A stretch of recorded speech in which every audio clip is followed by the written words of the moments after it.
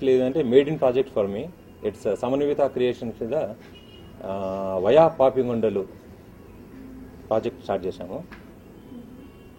మా friend Sasi garu and is a director, is a captain for this project. ఈ project కథాపరంగా నాకు నచ్చి బడ్జెట్కి వెనకాడకుండా ఉన్నంత బడ్జెట్లో we're coming out with technical issue, we can say it's a technical project. Via Papikondalu. Papikondalu ఎంత అందమైనవో, ఆ అందమే కాకుండా ఆ పాపికొండల్లో దాగిన ఒక అద్భుతమైన నిధిని నేను చూపించే ప్రయత్నం చేస్తున్నాను. నేను చూసిన నిధిని చూపించే ప్రయత్నం చేస్తున్నానండి.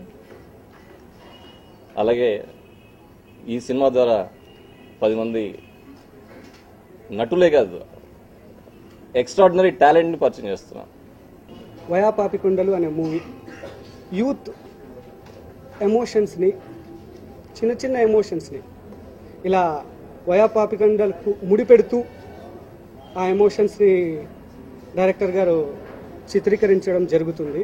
It's gonna be a very good project. చాలా యూనిక్ థీమ్తో మీ అందరి ముందు రాబోతుంది.